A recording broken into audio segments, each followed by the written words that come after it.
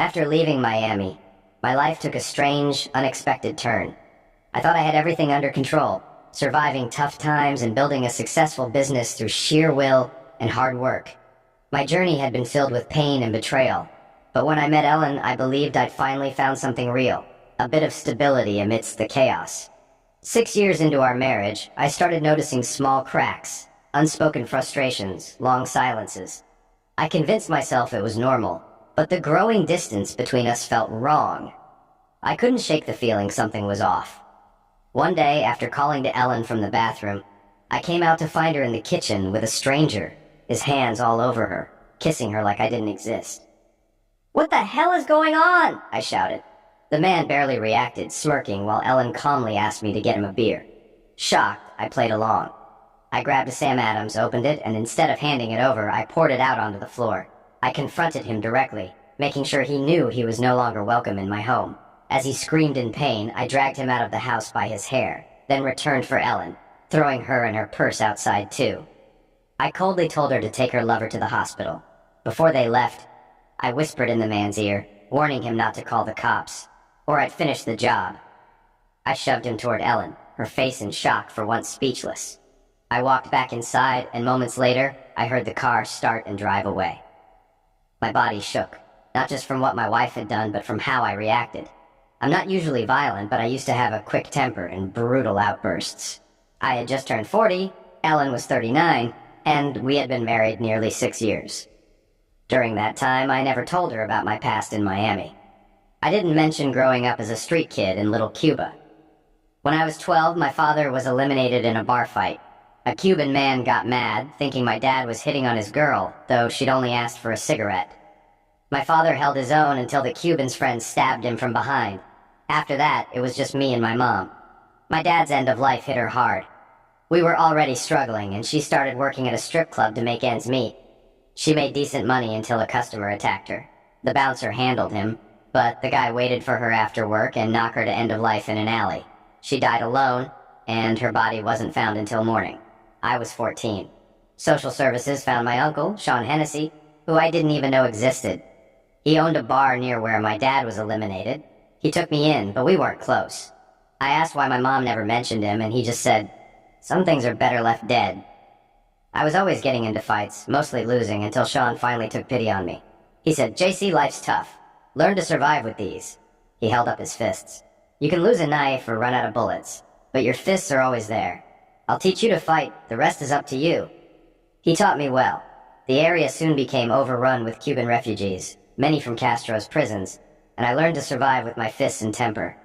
I became known for my toughness in underground fight circles, participating in intense physical competitions that required both skill and endurance.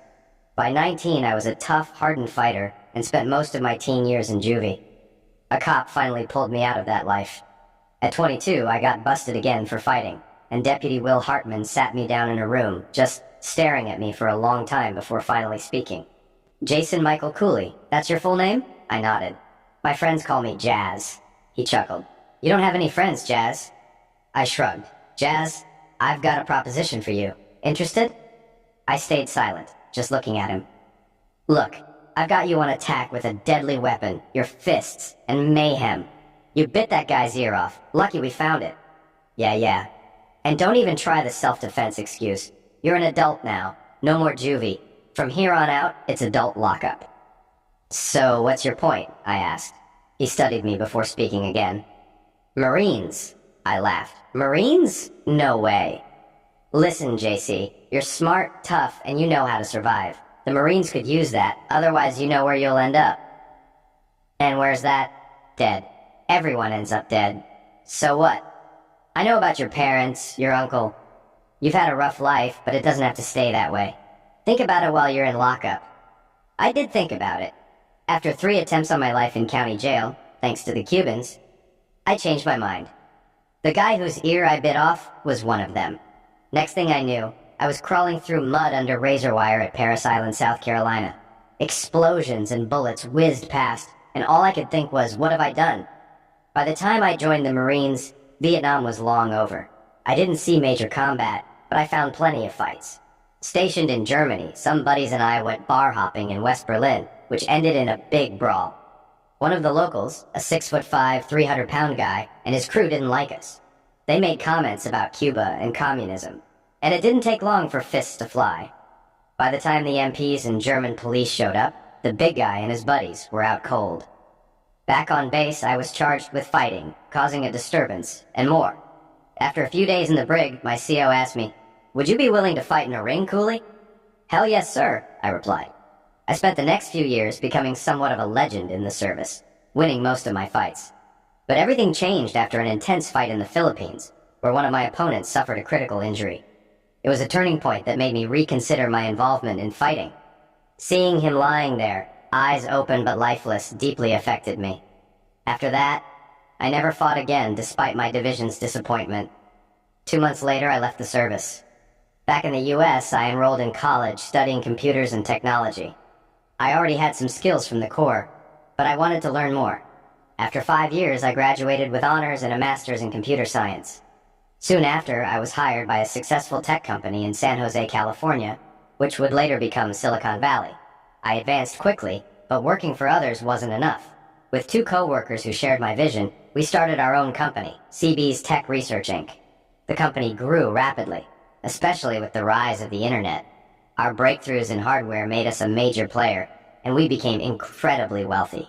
In my early 30s, I visited Miami to find the deputy sheriff who had changed my life, but I was saddened to learn he had died in the line of duty. I met his widow, Angela, and their children. His daughter, Lisa, a nurse, was in her late 20s, and his 2 sons were still in school. To help them, I set up college trusts for the boys and provided financial support for their mother, all anonymously. Each Christmas, I received a card from them with photos and updates. That was 7 years ago. Now, at 40, I'd been married for 6 years and was on the verge of losing my wife.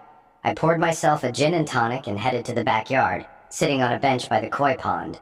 The sound of water cascading over stones into the pond, surrounded by flowers and lily pads, was my escape. A place to relax and think. I reflected on what had gone wrong with Ellen. In all our years together, she never showed signs of unhappiness. Maybe she found me too quiet or reserved, but she never complained. I met Ellen at a tech expo in Anaheim, California. I was staying at the Marriott next to the convention center with Jack Bledsoe, my partner and co-founder of PacTech. While Jack was arguing about government regulations, I noticed a beautiful brunette at a booth filled with brochures. "Excuse me, Jack," I said, making my way over. I picked up a brochure on fiber optics, pretending to be interested, when I heard a woman's voice. "Can I interest you in the latest in fiber optic installation?" I looked up into her blue eyes and replied, "Only if we can discuss it over dinner." Ellen, as her name tag read, frowned. "No thanks. If you're not serious, please move along." She walked away, leaving a techie-looking kid to approach me. "What can I help you with?" he asked. "I'm interested in your fiber optics. What's your company's installation capability for my firm?" I lied, hoping to speak with Ellen. "Which firm?" "CB's Tech Research in San Jose." The kid was stunned. "You're Jason Cooley?" "Yes. Can I speak with Ellen?" After a heated exchange behind the curtain, Ellen returned, clearly frustrated. "Sorry for my earlier rudeness, Mr. Cooley," she said. "Let me show you what we offer." "Call me Jazz," I said, motioning to a table. We sat down, and while she talked about fiber optics, I was more focused on her. After a while, Jack appeared. "Thanks for ditching me, Jazz," he said, turning to Ellen. "I'm Jack Bledsoe. Sorry you had to meet my associate." Jack, completely oblivious, blurted out, "We already have fiber optics." Ellen glared at me, realizing I'd been pretending. "You're such an a-hole," she said, angry. Jack quickly excused himself, leaving me to face Ellen. "I'm sorry," I said. "I just wanted to meet you. Let me make it up to you. Dinner tonight?" Ellen glared, then smiled. "Fine. Where?" "How about the Cheesecake Factory at 7? See you then," she said, walking away. Later, Jack called my room. "Dinner tonight, Jazz?" "I already have plans," I replied. "Good luck with the woman from the expo," Jack laughed. "You're gonna need it." Jack might have been right. At 6:30, I headed out, wearing my best. Levi's, a black t-shirt, a tan corduroy jacket, and white Reeboks. I waited at the Cheesecake Factory for 25 minutes before Ellen showed up, with 5 others, including the geeky kid from the expo. That's when I realized why she accepted my dinner invite so easily. "Mr. Cooley." The kid, David Bailman, greeted me. "Let me introduce my team." He introduced each one. "Nice to meet you all," I said, glaring at Ellen. "Call me Jazz." We had a table ready, and surprisingly, the evening went well. David had a great sense of humor and kept us laughing. After dinner, they thanked me and left. Ellen stayed behind. "Thanks for being a great host," she said, smiling mischievously. "I'm sorry. I knew you meant just me, but I told everyone it was an open invite. They were excited to meet you. Do you forgive me?" I laughed. "No, I don't think I'll ever forgive you." She looked surprised, then realized I was joking. We spent the rest of the night at downtown Disneyland, ending with drinks at the House of Blues. I called a cab to take her to her hotel. "So, where are you staying?" I asked. "At a motel by the convention center," she said. "But I was hoping to see the Anaheim Marriott." She kissed me softly and added, "That's for being a good sport. I'd like to show you more in your room, if you're interested." "There's no one else I'd rather be with," I said, helping her into the cab. A year later, we were married. Jack and John Stearns were my best men, and even David from the expo was a groomsman. I thought we were madly in love. 6 years later, I finished my 4th gin and tonic, looking up at the dark sky. It was time to go inside. The phone had rung a dozen times, and I didn't need to guess who was calling. I wondered if she'd have the guts to come home. I went to bed at 4 in the morning, but lay awake for another hour before finally sleeping. The morning didn't help my mood. The empty side of the bed reminded me of yesterday's mess. I stayed in bed, dreading the day but knowing I had things to handle. First stop was the bank. I adjusted our accounts, leaving some in the checking for Ellen, but closed the savings and canceled her card. She had her own account and a good job as an executive at Waddell & Son Insurance, so she'd be fine without. Her Lexus was in both our names, but I didn't care. I had my Jeep and Harley.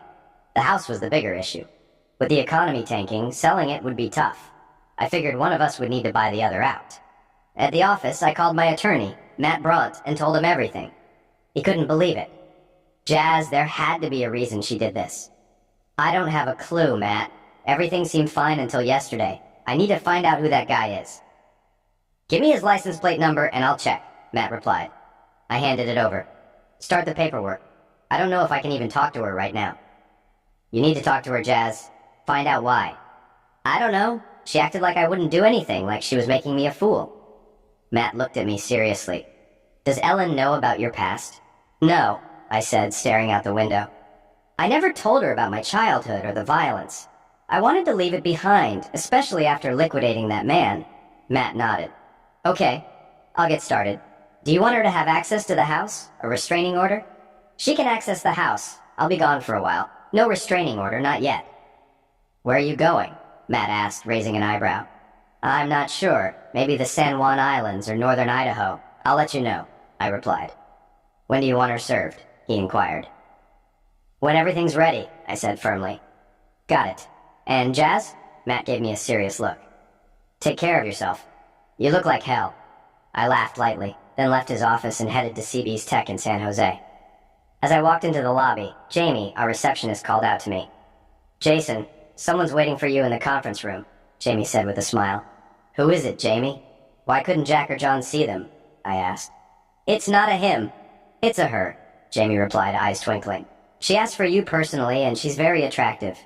I rolled my eyes. "Cut it out, Jamie. What's her name?" Jamie glanced at her notes. "Lisa Hartman, from Miami." I froze, stunned. "Lisa Hartman? Here?" "Thanks, Jamie. I'll handle it." I hesitated for a moment before entering the conference room, feeling oddly nervous. When I finally opened the door, there she was, Lisa, even more beautiful than I remembered. "Mr. Cooley," she greeted me with a soft smile. "Lisa. Wow, you've grown since I last saw you," I said, cringing at my awkward comment. She laughed, her voice light and cheerful. "Yes, it's been 6 or 7 years. I was in my 20s, and now I'm in my 30s, fully grown." "Sorry, Lisa, I'm just surprised to see you." "How are Angela and your brothers?" I asked, trying to recover. "Actually, let's move to my office. It's more comfortable." She stood, and I led her to my office. As we passed my secretary, Lakota, she gave me a knowing look. "It's beautiful in here," Lisa remarked, looking around the office. "Thank Lakota, my secretary," I said. "She handles the decor." "Lakota? That's an unusual name." "Native American?" Lisa asked, curious. "Yeah, I think she's half Sioux. Very protective, too." "I noticed," Lisa grinned. She watched me like a hawk. "That's her. Can I get you a drink?" I offered. "Iced tea, if you have it," she replied. "Green tea, okay?" I asked. "Perfect." As we sat down, Lisa got straight to the point. Jazz, you're probably wondering why I'm here. I am. How's your mother? I asked, concerned. Her expression grew serious. Jazz, she's dying. She asked for you. My God, Lisa, why didn't you call me? I'd have come to Miami right away, I said, shocked. I know, but she insisted I come see you in person, Lisa explained. She wanted me out of the way. It's pancreatic cancer. The news hit me hard. I'm so sorry, Lisa. Can I help? Financial support? She's covered at the hospital, getting the best care. Your monthly checks have been a blessing. By the way, both boys graduated with honors. Bobby from MIT, Dean from Georgia Tech. Thanks to you. I silently chastised myself for not visiting them over the years. I'm really sorry I haven't come to see her, or you and the boys. Don't go there, Lisa said firmly. Mom said you'd feel guilty. You've had a lot on your plate. You started a business, got married. Your hands have been more than full. What you've done for us already is more than anyone could ask for. Her voice softened. Mom would love for you to visit. Can you? I'll have the company jet ready tomorrow, I said right away. Do you have a place to stay tonight? I haven't had time to find one, she admitted. Perfect, you can stay at my apartment nearby. Oh, won't your wife mind? I glanced away before answering. Ellen and I are separated. It's probably heading toward divorce. I'm sorry to hear that, Jazz. I hope I'm not adding to your stress. Not at all. It's nice to have you here. Are you hungry? I could eat. Great, I said. I know a little place that has the best pizza and Italian food this side of the Rockies. Lisa smiled. Can we stop by your apartment first? I need to drop my bags and freshen up. No problem. You ready? Lisa nodded and we left the office. I told Lakota I'd be unavailable for the week, but she could reach me on my cell. What about Ellen? Lakota asked. If she calls, tell her to speak with Brat. He knows what to do, I replied. Lakota gave me a sympathetic smile. I escorted Lisa to the parking garage where my Ford F-150 Super Crew was parked. We stopped at the lobby, where security had stored her suitcase. After tossing it in the truck bed, I opened the passenger door for her and watched as she slid into the seat. As I got in, Lisa looked around and said, I didn't expect you to drive a truck. I thought you'd be in something more fancy. I grinned and buckled up. Not really my thing, but if that's what you want, I can arrange it. Lisa blushed. Oh God, no, I was just thinking out loud. The truck's fine. Me too, I said, starting the engine. Let's go. The next day, after an evening of reminiscing and a restless night, Lisa and I were already flying over Phoenix, Arizona, heading to Miami on the company's Gulfstream G350. Lisa sat in the co-pilot seat, her eyes wide with wonder, mouth slightly open as she stared at the controls. Jazz, I didn't know you could fly. There's a lot you don't know about me, I replied with a smile, checking the altitude and speed. So, what happened with you and Ellen? If you don't mind me asking. Not anymore, I sighed. Somehow she thought I'd be okay with being her betrayed man, just sitting by while she slept with other men. My God, Lisa, why would she think that? Lisa gasped. That's insane. Why would she even... That's the million-dollar question. I have no idea. I know we've grown apart lately. Honestly, I can't remember the last time we were physically engaged. I guess I was so focused on work I didn't even notice. And she never said a word. I paused, thinking back, searching for any sign, any warning. But nothing came to mind.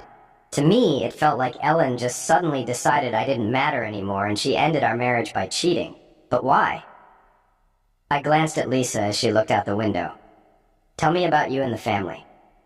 There's not much to tell, she said, turning back to me. After we lost Dad, Mom struggled to make ends meet. We got Dad's pension, but it wasn't much.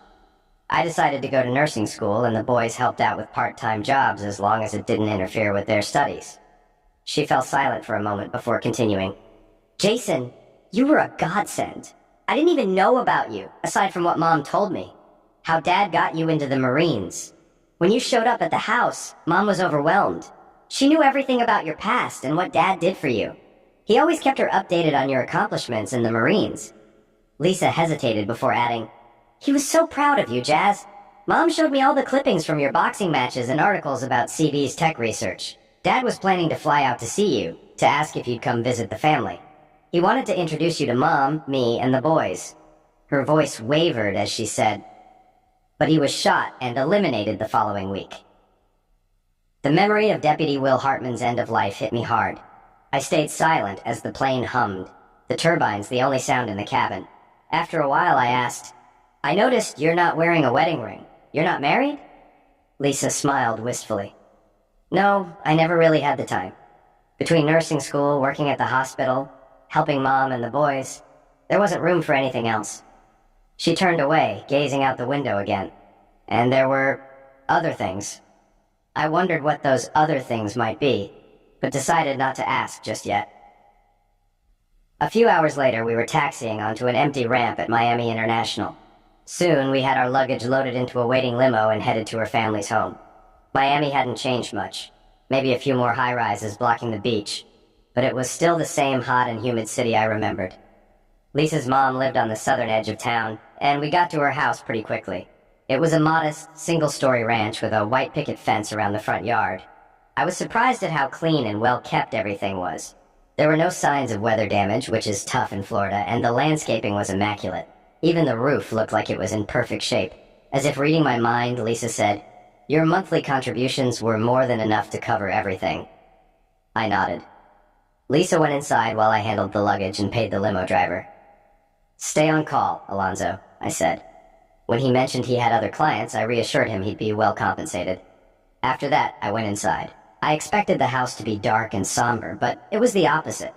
It was tastefully decorated with a warm, welcoming vibe. Bright sunlight streamed through the windows, giving the place an airy feel. The air conditioning kept the temperature perfectly comfortable. "Jason Michael Cooley. Well, it's about time," came the familiar voice of Angela Hartman. "Hello, Angela," I said, walking over to her. She sat in a plush recliner with an Afghan blanket draped over her legs. "I'm sorry it's been so long since I visited." "Enough of that," she interrupted. "You're here now, and that's all that matters. Come here." I walked over and knelt beside her, taking her frail hand in mine. Angela smiled, though I could see the pain in her eyes. Even through her illness, she still radiated strength. "You've still got that amazing view," I said, glancing out the large picture window that faced the beach and mangroves. Angela beamed. "Yes, William loved it here. I worried I'd lose the house after he passed, but, well, for 4 reasons I didn't." She winked at me playfully. "By the way, I always meant to ask. Did you pay off the mortgage 5 years ago?" I smiled. "Guilty as charged. I wanted to help, but I asked the bank not to mention it." Angela shook her head softly. "Jason, I know you feel like you had to do all of this, but you didn't. You didn't even know us back then, and Will was gone by that time. But I do appreciate it. You've always been part of this family." For the first time in a long while, I felt tears welling up. I hadn't even cried when my wife pulled that stunt on me. But here was this incredible woman, a widow and mother, telling me how much I meant to her, and she was dying. "Come here, Jason," Angela said, reaching out. I leaned in and she embraced me tightly. I couldn't hold back the emotions anymore. All I could think about was this wonderful woman dying, yet comforting me. I broke down in her arms as she gently ran her fingers through my hair. After about 15 minutes, Angela let me sit up and look at her. "Feel better?" she asked, with a gentle smile. I nodded. The weight of the past few days, Ellen, Angela, my past, had finally caught up to me. I hadn't realized how much I'd been holding inside. "Angela, I'll find the best doctors for you, the best hospitals, too." "No, Jason," Angela said softly. "I've made peace with God. There's nothing more to be done.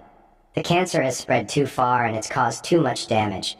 I'll be lucky to stay with my family another 3 weeks. Please don't worry. I'm just glad I got to see you before I go." Looking at her, I couldn't understand why good people had to suffer so much. It didn't seem fair. She still looked as beautiful as the first time I visited, and I realized how much Lisa resembled her. The same fair skin, emerald green eyes, and rich dark crimson hair. "Jason, are you staying for a few days?" Angela asked. I could see how tired she was, whether from the cancer or something else. "Angela, I'm not leaving," I said firmly. "You're stuck with me." Tears welled up in her eyes, and I could see how exhausted she was. "Now get some rest," I said gently. Angela smiled and nodded, leaning her head back to look out the window.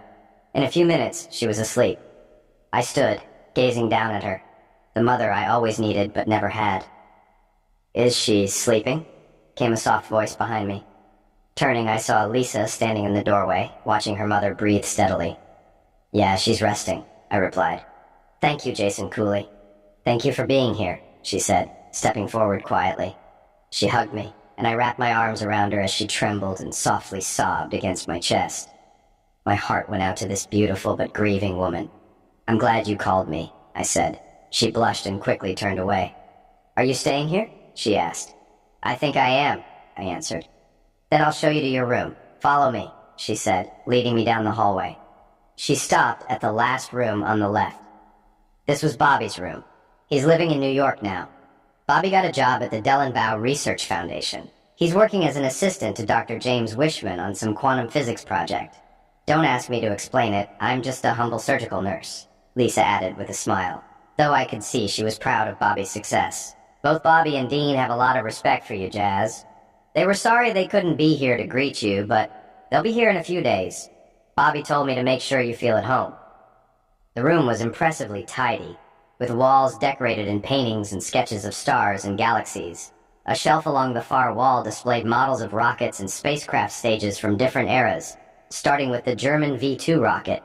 The lineup included the Redstone rocket with the Mercury capsule, the Titan rocket with the Gemini capsule, the massive Saturn rocket with the Apollo 3 manned craft, and even the ill-fated Challenger space shuttle. At least now, I had an idea of what Bobby was working on in New York. I glanced at Lisa as she stood beside me watching my reaction. "This is perfect, thank you, Lisa." Her expression suddenly became serious. "Jazz, how long are you planning to stay?" she asked with concern. I took her hand and whispered, "As long as it takes." Before I knew it, she wrapped her arms around me, crying again. I stood there, unsure of what to do, until she pulled back and looked up at me. Before I could react, she stood on her toes and kissed me on the lips, then quickly jumped back, shocked. "Oh my God, I'm so sorry, I shouldn't have done that," she exclaimed, spinning around and running out of the room, leaving me standing there, stunned. I shook my head, trying to collect my thoughts. "Don't even go there," I told myself. Lisa was an incredible woman, so much like her mother. She was beautiful, smart, charming, and had a wonderful scent. It would be so easy to fall for her. But she was Angela's daughter, and I was still married. For now, at least. I called Matthew Bront and told him I had arrived in Miami and where I was staying. Matt sounded relieved. "Jazz, Ellen is losing it. She's been maltreating the office every day, and both Jack and John, those two partners of yours, have made it clear she's not allowed on company property. The last time she came looking for you, she caused such a scene that security had to physically remove her. Matthew, I'll deal with her when I get back after she's been served." "Okay. How long are you staying in Miami?" "A dear friend of mine is dying. I'll be here as long as needed." "Got it. Just keep in touch." "I will. Let Jack and John know what's going on." "Will do. Take care." After he hung up, I tossed the phone on the nightstand. The image of Ellen standing in the kitchen, smugly looking at me with her lover by her side, flashed in my mind. "Screw her," I muttered. I unpacked, changed into something comfortable, and lay on the bed. It had been a long day, and I realized how exhausted I was. I checked my watch, 6 o'clock. I'll just rest for a bit, then help Lisa around the house, maybe get some dinner for everyone, I thought. "Yeah, just a quick nap." A voice woke me. "Jason, do you want something to eat?" I mumbled, "Yeah, sure." Lisa giggled and said, "What would you like for breakfast?" My eyes shot open. Lisa stood in the doorway wearing pale green pajamas and a darker green robe. "Breakfast? What time is it?" I asked groggily. "It's 8:30 in the morning, silly. Time to get up. I've got scrambled eggs, bacon, and sourdough toast ready if you're hungry." As I sat up, I realized I was only wearing white boxer shorts and a white t-shirt. Lisa noticed my glance and blushed a deep red. I went through your things and found a t-shirt for you," she stammered. "I figured you could keep the shorts. You were so out of it and looked uncomfortable, so I helped you out of your clothes. Don't worry, I've done this a lot with patients. It's no big deal." "Wow, I must have been really tired," I muttered. "The last thing I remember was planning to help you with dinner." Lisa smiled and reminded me, "Breakfast is getting cold." She pointed to the closet. "There's a robe in Bobby's closet. It should fit you." With that, she disappeared down the hall. When I walked into the kitchen, Lisa was busy preparing food and setting the table. "How's Angela?" I asked. Lisa sighed. "She's sleeping. She's been doing that a lot lately." I nodded and was about to step into the kitchen when Lisa stopped me. "Sit down," she ordered, grinning. I sat, pretending to be scolded. She laughed and soon placed a plate full of scrambled eggs, bacon, and 2 slices of toast in front of me. Where's yours? I asked. Don't worry, you won't eat alone. She sat beside me, devouring her food like she hadn't eaten in days. My God, you can eat, I exclaimed. She blushed, her mouth full of eggs, and mumbled an apology as she hurried to swallow. Sorry, I guess I was just really hungry, she explained. I glanced at Lisa's slim figure, wondering where she managed to put all that food. Just then, a voice shouted, Hey sis, where's the food? The kitchen door swung open, and a red-headed young man stood there, gawking at the table. Dean, keep your voice down. Mom's sleeping. And where were you last night? You knew I was home with Mr. Cooley, Lisa snapped. Geez, sorry, Liz. I had a very important engagement, if you know what I mean, he said, winking at me as he grabbed a plate from the counter. Once he loaded his plate, he dropped into the chair across from me, sticking out his hand. It's great to have you here, Mr. Cooley, he said. Just call me Jazz, I said, shaking his hand. Jazz, he mumbled through a mouthful of food. Then, glancing at Lisa, he asked, How's Mom? She's been better, but seeing Jazz really cheered her up, Lisa replied. So, what or who was your important engagement? Lisa asked, her tone full of suspicion. Her name's Cindy, a real fine thing from the Pink Poodle. She invited me over to check out her sketches. She's got a great eye for lines and curves, Dean said with a grin, chewing his food. Ugh, Dean, you're such a pig, Lisa growled, rolling her eyes. Yeah, isn't it great? He laughed. Dean, I hear you graduated from Georgia Tech with honors and a doctorate. What are you up to now? I asked, trying to steer the conversation in a different direction. Shaking his head, Dean replied, Not much at the moment. I wanted to take some time off to be with Mom. After that, we'll see. If you're interested, I might have something for someone with your skills in California, I offered. California, he mused.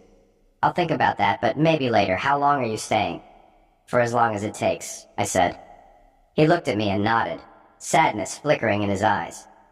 Thanks for that, Jazz. It means a lot to her. She's always thought of you as the son she didn't get to keep. So, that makes you my bro, and, unfortunately, Lisa's your sister, he teased, yelping as Lisa smacked him on the back of the head with a spatula. After breakfast, Lisa and Dean cleared the table while I wandered into the living room. Angela was still asleep in her recliner, the Afghan pulled up over her shoulders. I sat on the couch, watching her, overwhelmed with thoughts of Lisa and her brothers losing both their father and, soon, their mother. This isn't fair, I thought bitterly. Why couldn't I do more for this family, for this amazing woman? I didn't realize I was crying until I felt a gentle hand on my shoulder. Lisa's voice whispered, Come with me. She took my hand, guiding me outside onto the veranda. She led me further out, to a small hill sheltered by overhanging palm fronds. She pressed me against a sturdy tree trunk and kissed me, her lips firm on mine. Then she pulled back and softly wiped the tears from my eyes. I've wanted to do that ever since I saw you walk into that conference room, Lisa confessed. I'm sorry, Jazz, but your wife is a fool. I'm sorry if I overstepped. I didn't let her finish. I pulled her close and kissed her back. Lisa melted in my arms, her lips meeting mine with the same intensity I had been holding back. Everything about her, her lips, her hair, her eyes, seemed to capture my soul. I didn't want to let go, but eventually I pulled away, gazing into her eyes. Lisa, maybe this isn't the right time. We're both dealing with difficult situations. Your mother, my wife. I don't want to hurt you, I whispered, my voice thick with emotion, but I think I'm falling in love with you. Her eyes welled with tears. Jason, I fell for you 7 years ago when you first visited my mother. I never got you out of my mind. It broke my heart when I heard you were married, but I never forgot you. That's why I came to see you, to tell you about Mom. I had to see you again. I knew you were married. Please forgive me, she said, her voice trembling. My God, Lisa, there's nothing to forgive. I just wish I had known you before I met Ellen, I said. But I need to understand what happened with Ellen. I need to know what went wrong, what made her turn to someone else. I need to know why. I understand, she whispered. But just remember, whatever you decide, I'll be here. I always will. I nodded, and she kissed me again, this time just a soft kiss on the lips. I held her close, burying my face in her hair, inhaling the scent of lilacs. God, what was wrong with me? Here I was, holding an extraordinary woman, but I felt the need to remain loyal to Ellen until I figured out what went wrong in our marriage. Even though it might be over, I still loved her. But what Ellen had done, what she'd tried to do, had shattered my trust and love. I needed answers. We walked back into the house to find Angela awake and smiling at us. "My lord, you two look like you belong together," she said softly. "I'm sorry, Jason. I know you're married. I shouldn't have said that." Lisa and I both laughed, and I reassured Angela, "It's okay. You and Lisa will always have a place in my heart." Over the next 2 weeks, Lisa and I were careful around each other. Dean picked up on the tension between us, often giving Lisa knowing smiles. One day, while standing in the hallway, I overheard them talking in the kitchen. "I'd be proud to have Jason as my brother-in-law," Dean said. "So would I," Bobby chimed in, having arrived home a week earlier. "Listen, guys," Lisa said firmly. "He's married. I'm not going to be the other woman, understand?" I couldn't hear their response, but I heard footsteps approaching, so I pretended I was just coming down the hallway. "Hey, Jason," Dean called out. "Feel your ears burning? We were just talking about you. Too bad you're already taken, bro. Lisa's drooling over—" "Dean!" Lisa screamed, rounding the corner and swinging a spatula like a cop wielding a baton. Her brother bolted out the door and down the beach, with Lisa chasing after him. Bobby and I doubled over with laughter, and from the living room, I heard Angela chuckling. She'd clearly overheard the exchange. Our laughter stopped suddenly when Angela started coughing violently. I rushed into the room and found her hunched over in the recliner. "Bobby, call emergency!" I yelled, kneeling beside her and holding her in my arms. At the hospital, the doctor took us into a small conference room. "Lisa, I'm afraid your mother won't last much longer. I'm sorry, but she likely won't make it through the night," Dr. Lou said gently. "What would you like to do?" Lisa, her voice steady but full of sorrow, replied. "We want her home. I know she'd want to spend her last hours there." "I understand," Dr. Lou said softly. "I'll make the necessary arrangements." That afternoon, Angela was back home, resting in her recliner, her head turned toward the setting sun. She could no longer respond, but I knew she understood she wasn't alone. Lisa, Bobby, and Dean stood by her, with Lisa holding her hand. Suddenly, Angela pulled on Lisa's arm, motioning her closer. I couldn't hear the whispered words, but Lisa straightened up and looked at me. "Jason, she's asking for you," Lisa said, her eyes filled with emotion. I knelt beside Angela. Though her eyes were barely open, they were strikingly clear.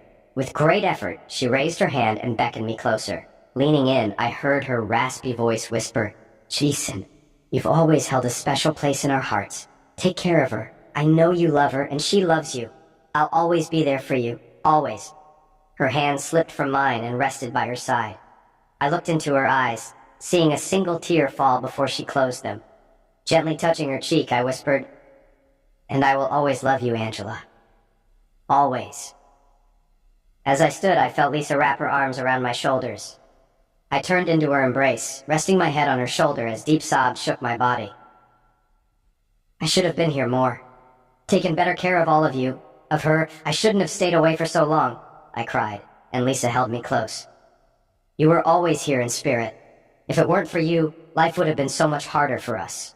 Don't ever doubt that," Lisa whispered, comforting me. Bobby and Dean moved closer to their mother, while Lisa continued to hold me. After some time, I regained control of my emotions. I turned to see Bobby gently pull the Afghan Angela loved over her face. Dean stood next to him, his arm around Bobby's shoulder. Lisa quietly left to call the coroner's office and the mortuary. Standing there, the former street kid, ex-Marine, ex-boxer, and now successful businessman, I realized I was helpless. Angela's children had everything under control. Silently, I promised Angela I would look after them, that they would be okay. I stumbled out onto the veranda, watching the sun set on the horizon. I felt Lisa's presence next to me, her hand resting on my arm as the last bit of sunlight disappeared. Then something caught my eye. Lisa gasped. Just as the sun vanished, a brilliant flash of green lit up the horizon. I had heard about the legendary green flash, but never believed in it. "Mom was right," Lisa whispered in awe, holding on to me. "I love you." I stayed in Miami for another week before calling Matthew Bront to let him know I'd be back the following day. "Jazz, things are crazy here. Your wife is going nuts over your absence. She's convinced you're with a lover. Apparently, someone at the company told her you left in the corporate jet with a young woman," Matt explained. "That's fine," I said, resigned. "She can investigate all she wants. She won't find anything. Has she been served yet?" "Yes, Ellen was served at work. From what I hear, she broke down. They had to take her into a back office. I guess she wasn't expecting that from you." "Have your PIs found anything?" I asked. "Yes, they have. Apparently Ellen's been having an affair with a high-ranking executive. Let's see. James A. Reed, a VP at Dalton Communications. The Mercedes in your driveway belongs to his wife, Marilyn Reed. It seems Ellen and James have been seeing each other for months, maybe longer. She's been telling people you two have an open marriage. Does that sound right? Come on, Matt, what do you think? Yeah, I didn't think so, he replied, then added, get this. She's countersuing for infidelity. What? I nearly shouted. Where did she get that idea? Well, she named 2 women in the countersuit, Angela Hartman and Karen Riley. Remember them? I warned you to tell Ellen about them, Matt said, his tone serious. Damn, I thought she knew. How did she find out? I muttered. That might explain why she's lost it, Matt mused. Time to set things straight. Okay, you were right. But that doesn't excuse what she's done. She should have come to me first. I could have explained it all. Look, you've got the paperwork showing everything about Angela and Karen, and Angela just passed away. I'm sorry, Jason, I know how much she meant to you. How are you holding up? Matt's tone softened. I'm doing better, but I want to keep the monthly checks going. Set up a trust for her kids, Lisa, Bobby, and Dean. I promised they'd be taken care of. They don't need it now, but their kids might someday, I explained. I understand, Jazz. I'll take care of it. What about the countersuit? I've got nothing to hide. Send her lawyer the full records on the supposed affairs. That should shut them up.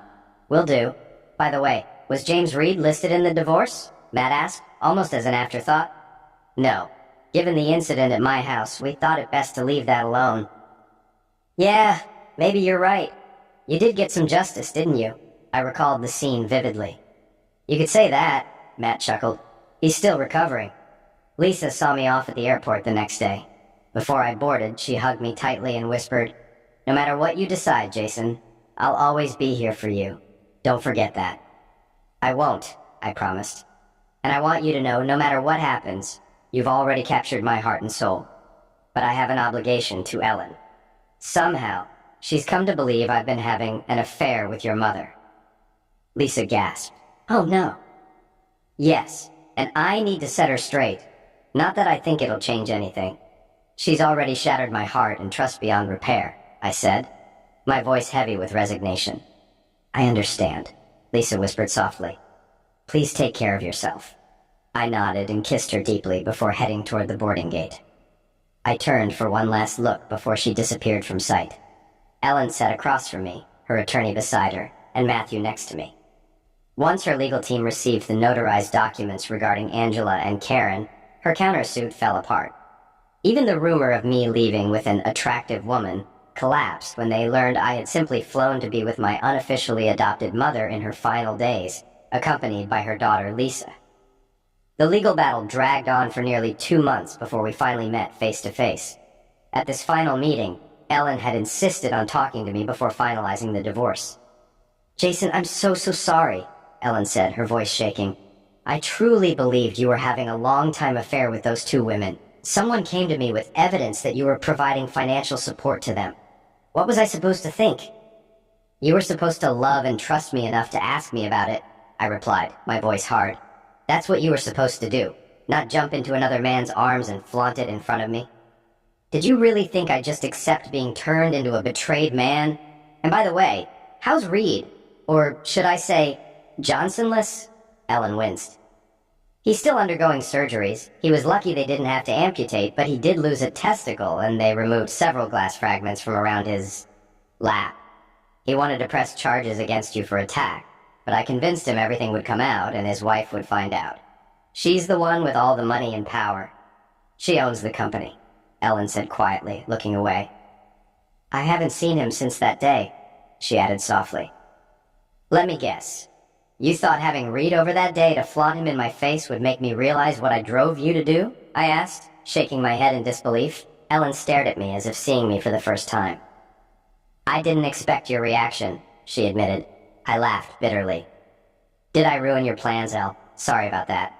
I know how important he was to you. Matthew and his PIs kept me informed. It wasn't much of a secret at your company. Everyone except Reed's wife knew what was going on. Matthew grunted and looked out the window as I continued. Look, Elle, you chose to believe your so-called source instead of coming to me. And I know it was Reed. He was trying to dig up dirt on me to win you over. He just didn't look hard enough. And neither did you. You jumped right into his arms, didn't you? Ellen's lawyer cleared his throat. Mr. Cooley, you have no right to speak to my client in that... Screw you, I interrupted. I have every right. Ellen gasped. Jason, please stop. I slammed my hand on the table and leaned forward. You never gave me a chance, Elle. You wanted this to happen. I think you needed it to happen. You fell for him and didn't want to risk that he might have been wrong about me. I stood and walked to the window, staring out at the courtyard. After a moment, I turned back, my voice softer but full of pain. Tell me the truth, Elle. What did I do to push you away? It couldn't have been just what Reed said. Was I a bad husband? Did I not give you enough attention? Was I not enough in bed? What was it? I demanded, my gaze piercing hers. Tears streamed down Ellen's face as she stammered. I don't know, Jason. Don't call me that, I said coldly. Only those I love and care about call me Jazz. You lost that right the moment you let another man touch you. Ellen's eyes widened, her mouth opened in shock.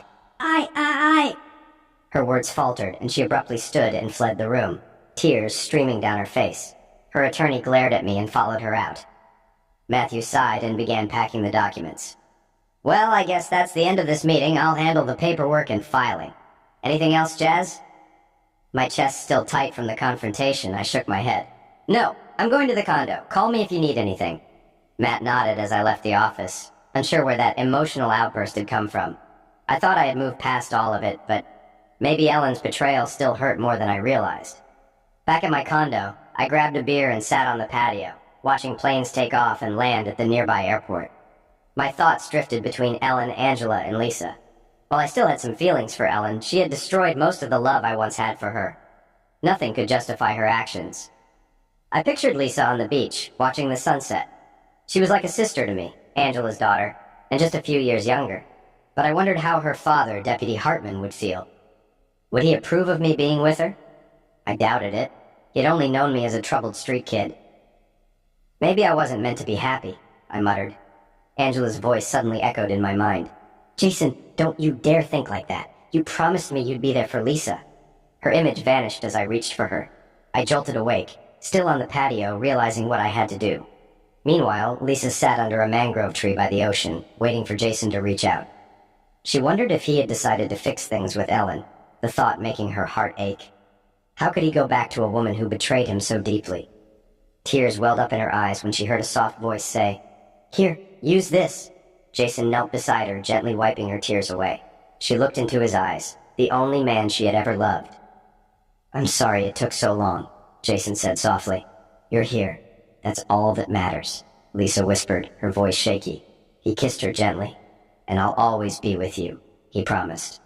They turned to watch the sunset together as a brilliant flash of green lit the horizon, nature's way of blessing their love.